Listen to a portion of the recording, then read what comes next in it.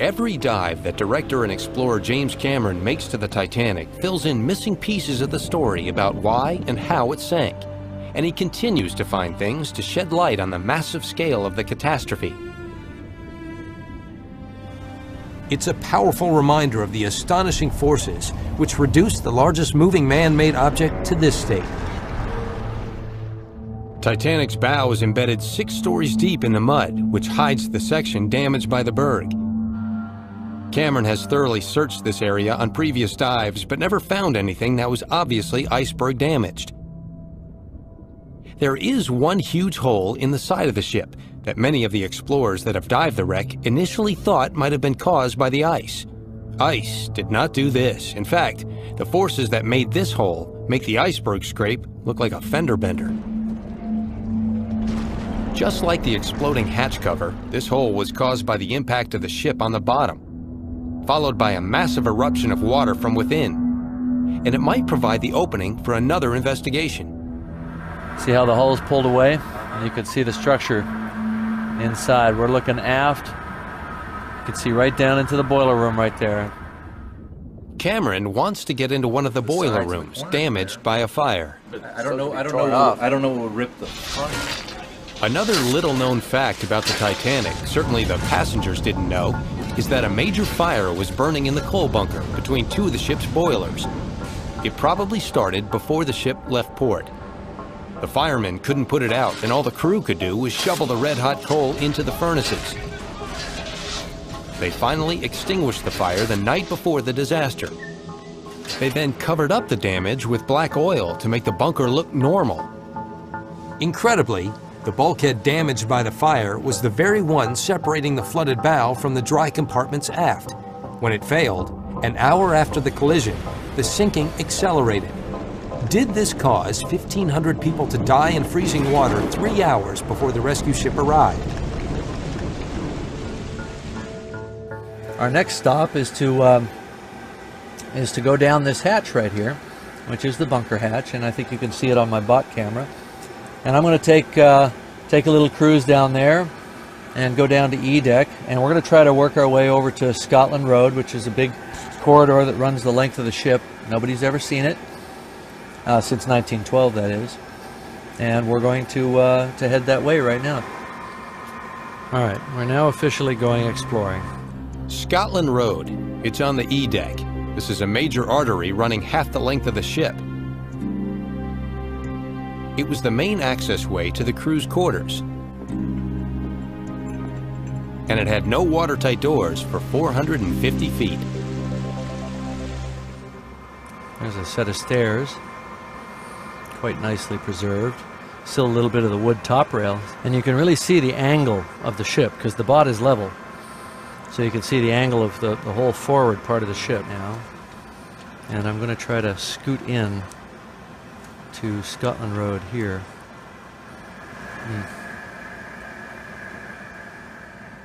It certainly doesn't look much like it used to.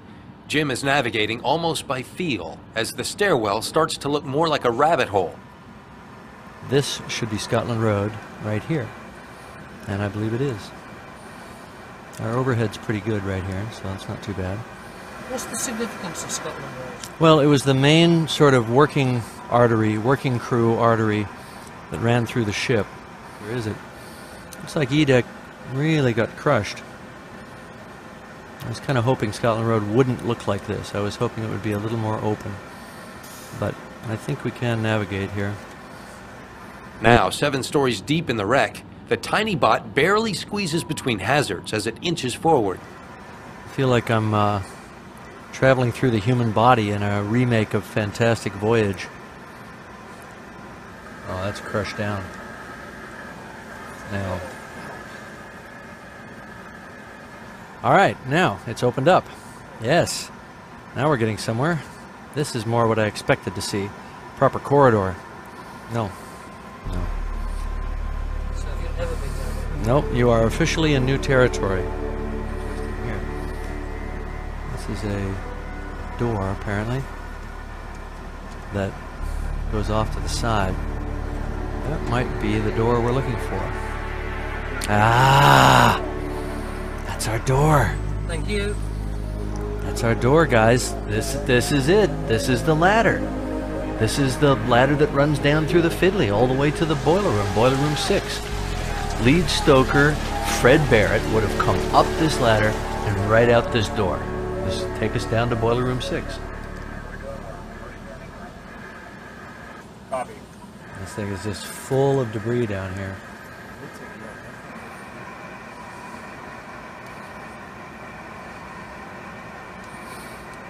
That's the way down right there, but I can't go like this.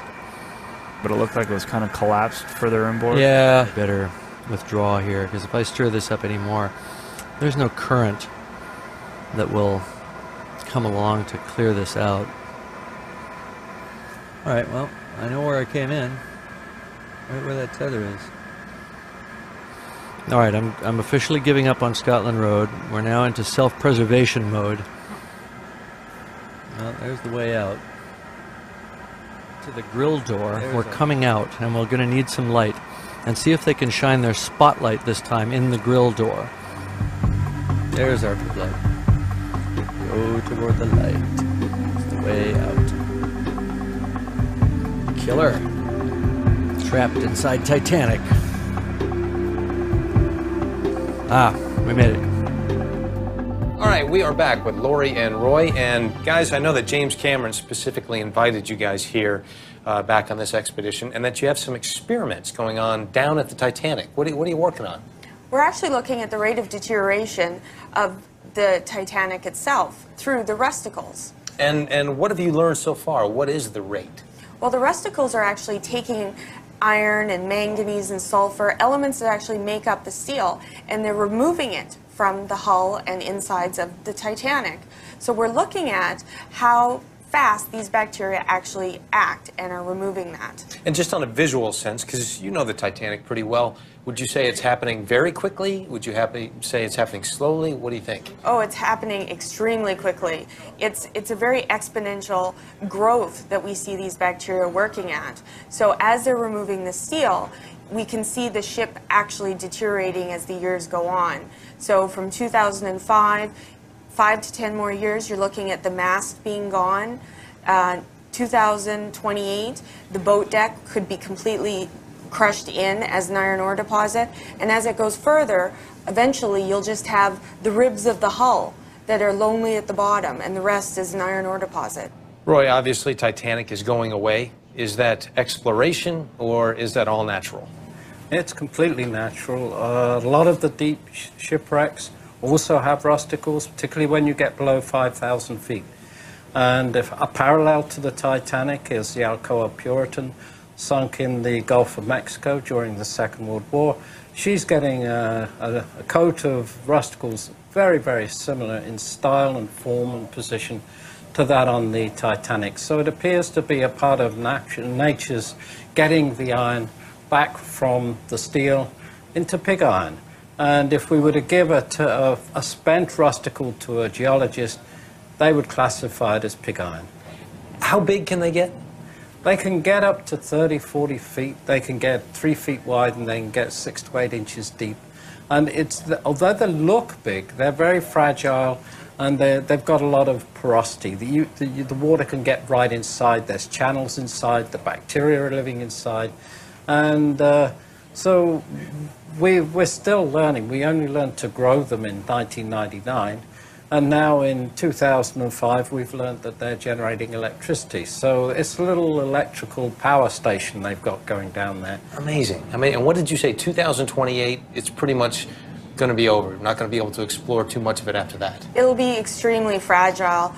As the bacteria are removing all those elements of the steel, they leave behind almost just the carbon skeleton of the walls or doors or whatever it may be. So it just makes it that much more dangerous to go into a wreck and start exploring again. Well, you heard it from the experts, so let's not waste any more time. Let's go back to Titanic right now, where James Cameron is standing by. The Titanic is becoming this huge living organism. And I always feel like it's becoming this kind of almost work of art, this kind of biomechanical Gothic haunted house. Although we see some really good preservation on Titanic, also because of the fact that it's being consumed, it's a very unstable archaeological site, and it's not going to be around for a whole lot longer. That's a great point. You know, the thing is that the kind of images that we're able to do right now won't be possible in a few years. This steel is being eaten at a prodigious rate, and you know, the type of investigation that we're able to do with these small ROVs is really critical, because there's so much of the inside of the ship. We plowed a lot of ground on this expedition. We saw a lot of the inside of the ship, but there's still a lot to be done. Of course, that's going to have to be done by somebody else, because I'm going to kind of wrap up my 10-year odyssey with Titanic with this expedition. I won't be coming back here, so it's a little. I'm savoring this moment. I have to tell you, I'm savoring this moment. Just sort of, I feel like I'm kind of standing here on the boat deck. There's something about the perspective of the ROV that's very different than what you see from a submersible. A submersible can't come down here and just kind of walk around the deck the ROV is almost like I get to walk the deck of Titanic, and that's a really neat thing. Now, there is a target tonight on the ship. It is called the Turkish Baths, believed by many to be the most opulent and beautiful rooms in the great ship, also perhaps one of the best preserved. And before we take a look at that, Don, I want to ask you, what exactly are the Turkish Baths? Well, in 1912, it was pretty much a spa, but they also had steam rooms and what they called electric baths, which is what I refer to as an easy bake oven. They thought that electricity was therapeutic, and they would wrap you in towels and put you in a box that had a bank of light bulbs in the lid. And then after that, you had different rooms where you could, a temperate room and a cooling room where you could gradually cool down and even go for a swim at the end if you wanted. We believe it's the best preserved of any public space inside Titanic because of the materials that it was made of. Teak, ceramic tiles, linoleum floor, and bronze lamps. And these things do not deteriorate in seawater based on our experience. So we're really excited about it. The colors used in there, from bright blues to greens to rust red ceilings and a bright blue linoleum floor, it's an outrageous space. Let's take a look at the Turkish Baths. We're just about to head down the stairwell now, and we're going to go down actually 6 decks, and we're going to try to get into the Turkish Baths, which we've never seen. Nobody's ever seen it. I've been thinking about this since the last expedition. We almost made it. I was right at the top of the stairs, you know, and I could kind of see down the stairs, but there, that's the base of the stairs, right there. Wow. Yes. Never seen this so clearly. No. Look at that, all the way down to E deck. There it is. Mm-hmm. Oh, really? You can see yeah. he's got that lit really well. Don, this may be a silly question, but why do they call them Turkish Baths? Well, I think they were sort of simulating a true Turkish bath, which really all it was sort of a spa with a Middle Eastern decor. And you could just go and get your, steam bath and your massage, whatever, the usual things. All right, we're looking to port right here. And we're coming down, and the first thing we should see would be either this column or this wall right over here. They're looking directly across to port here into the reception room area. There are some columns here. These are the columns, yeah. We've seen these before. There's a steel stanchion in the middle there supporting the deck, and then it's clad in a mahogany decorative cladding that was painted white. Look at that. There's some white paint remaining, yeah. Look at that. You can still see some of the white paint. Scallop motif. Yeah. Most of the paint has fallen off, but there's still some down deep inside. That's another column. Elevator. There's the elevator. Just around that corner is the elevator lobby. Really? Now they're swinging back. Okay. And he's looking into the stairwell. We're looking back at the stairwell. It's just a tangle of girders and wires and stuff.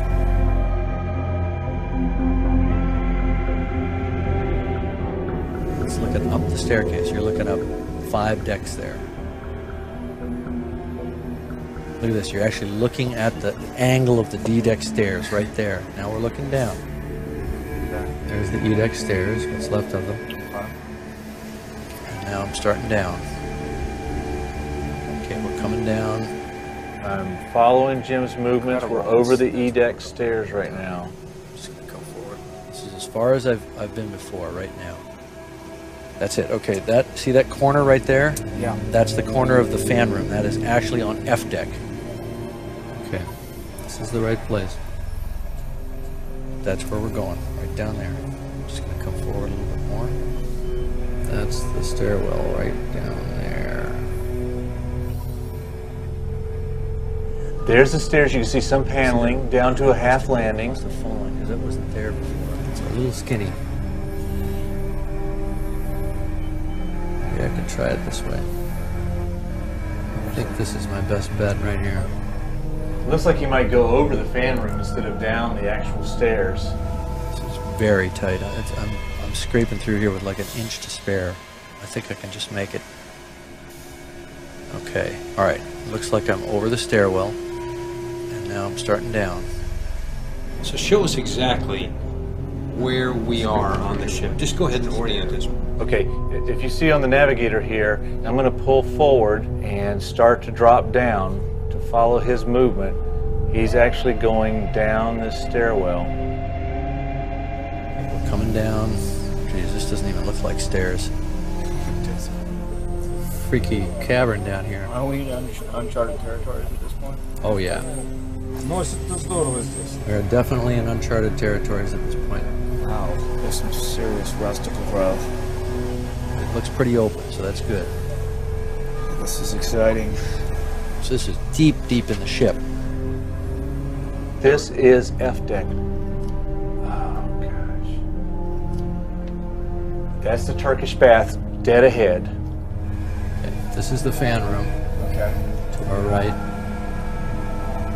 There's not a lot of debris here. Door to the Turkish baths is just ahead to the left. Look at how this post is bent, just by the force of the ship hitting the bottom. Look at that, it's just completely bent like a C. Okay, now over here, that's the entrance to the Turkish bath right there. This whole area is rather crushed down. I'm hitting something overhead, but I think I can just get through here. If I don't bring a rusticle down on my head, knock something off. That's bad when that happens. Oh God, please don't silt out down here. Oh gosh. We're so close. You might silt out in this confined space. That could just ruin. Yeah. See all these rusticles? Oh wow, he is knocking rusticles. And if a heavy enough one lands on him, it'll make him negative, and he might get pinned to the deck. Yeah. So close. If that had landed right on top of the bot, we'd have been toast. Okay, there it is. He's gotten past it. He's gotten past He's moved past it. If you always keep moving, you always stay ahead of any cloud you stir up. What are we looking at here? I don't know. I'm a little disoriented, but we should be approaching the vestibule. It should be to our right. There it is. There's not much vertical. We got another rock in a hard place type of deal here. And I gotta just get in past this rusticle that's right here without knocking it down on me. It's a very tight squeeze. Alright, I'm going for it. Just gotta stay really low, scooting in here. This is when your knuckles get white. Come on, baby. And I think I'm past it. He's got to turn right, and hopefully the door is missing on the right, and there's some access there. This is completely hairball. If I break one of those loose and it falls on us, it'll pin us. Oh, it looks like access. All right, the door's open. Door is open.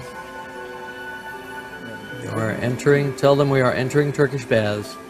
We are entering Turkish baths. This is the cooling room. This is it. We're in. Yeah, baby.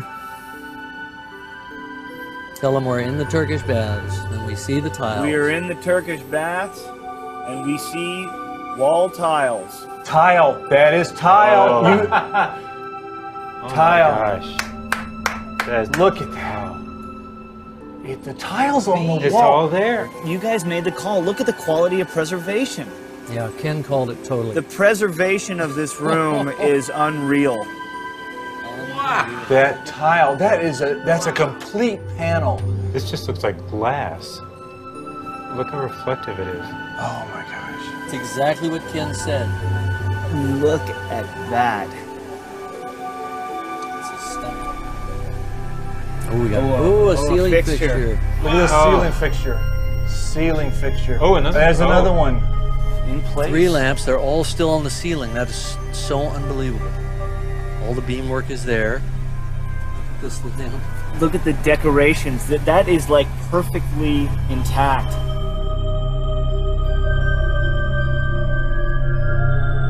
Oh, look at the detail on that. Yeah.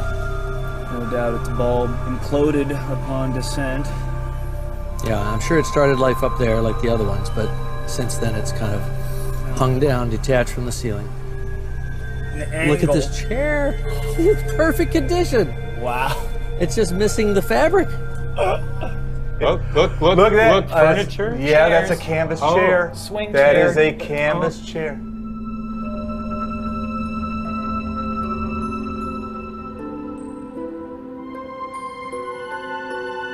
Oh, there's one of the beds. Yeah, one of the look, recliners. there's one of the lounges. Tell them we see a lounge. We see a lounge. We see a chaise lounge. That thing is really good shape. You see the frame? See the frame there? There's another one. This thing's just upended. Because this room, everything would have been floating around. It was one of the first rooms to flood. There's another one First back public there. rooms, yeah. There's another one back there.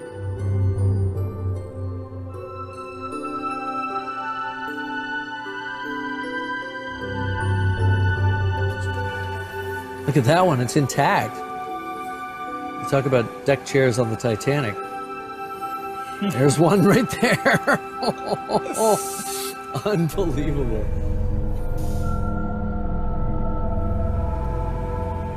Look at these are little changing stalls. So this is all teak. And the teak is in, you know, almost perfect condition.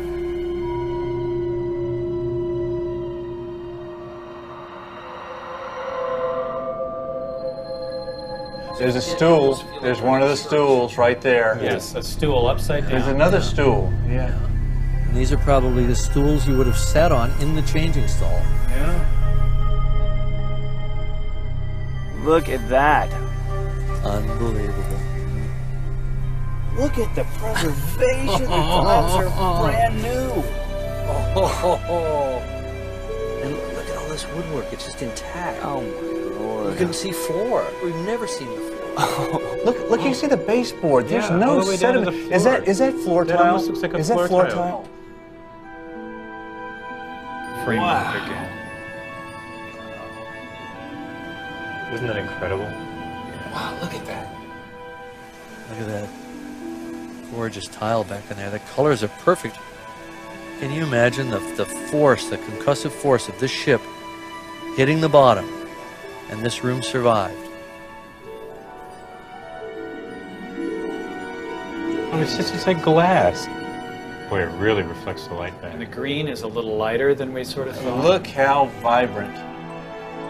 Oh, that is just stunning. The state of preservation is uncanny. Oh my God. Copy look at that. this. It's all here.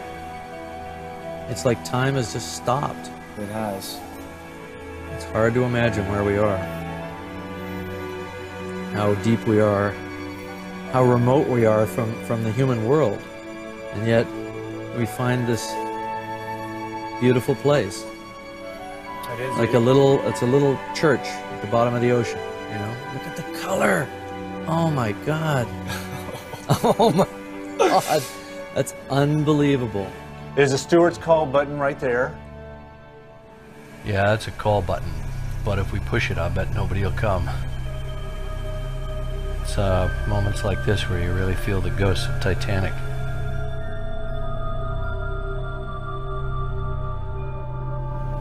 What is that? Is that a dome? It's a little feature? arched. I think it's yes, it's a dome. It's a little half dome styling flourish that they had to give it that kind of Middle Eastern flavor. Yeah, the Moorish revival or something.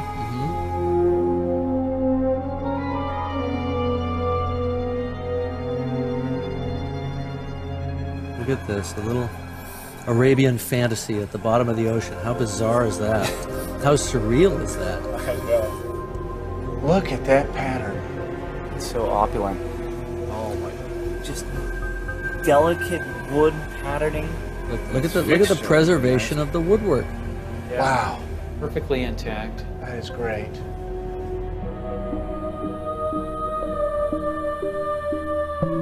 Now I feel like the archaeologists that found, you know, the Palace of Knossos or King Tut's tomb, you know, what it must have felt like to them. This is so beyond what I had hoped for.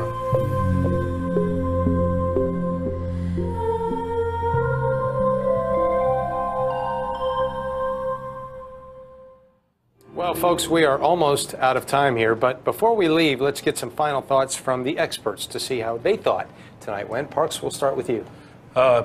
We've spent so much time reconstructing these interiors, and to actually see them in real life, it's just mind-boggling. Don? Oh, I think it's been fantastic. It just makes me want to see more. I just want to go back and see the rest of the interior of the ship. Ken? I just want to thank Jim for giving so many of us around the world a live, unprecedented tour of this incredible ship. And this has been a big trip for you as well. Step up, I want to hear what you thought of this whole exploration. This has been a great journey. I hope that everything that we have got, all the data we've got this time, will really add to our body of knowledge about Titanic. Well, for myself and the rest of the technical crew here at the Keldysh who have worked so hard to bring this to you, we want to say goodnight, but first, let's get a final word from the man who made the whole thing happen. Jim Cameron, your final thoughts, sir. Well, John, we've come full circle. We're back here at the forward well deck of Titanic, and if you can look at my bot picture here, you can see the mast, and I'll tilt up, and you can see it goes on up to the bridge. And you can see, if you look at Mike's shot here, it shows how it's really crushed down. You can really see how the Laurie and Roy's bugs are eating this ship, and it's collapsing of its own weight very quickly. This is the door of the crow's nest right here, where Frederick Fleet would have stood when he saw the iceberg. And of course he saw it a few seconds too late. And Titanic wouldn't be here except for so many small factors that led up to that catastrophe. But this is a place of tragedy, and we treat it as sacred ground. And Titanic makes you work for the secrets. She does not give up her secrets easily. So we still have a lot of exploring to do. We've got a long night ahead of us. So I'm off to do more exploring and try to bring back some more cool images so that we have a record of what's inside this wreck, and ultimately a proper archaeological record of what Titanic really is, because, you know, she was never photographed in her day, and so we're just piecing it together. All right, time to go do some serious exploration. I'll see you later, John. Thanks for dropping in.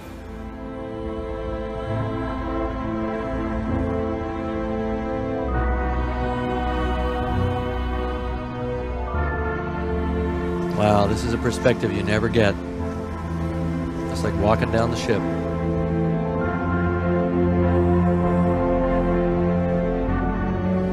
God, these chains are big. You never really appreciate it when you're flying over it in a mirror.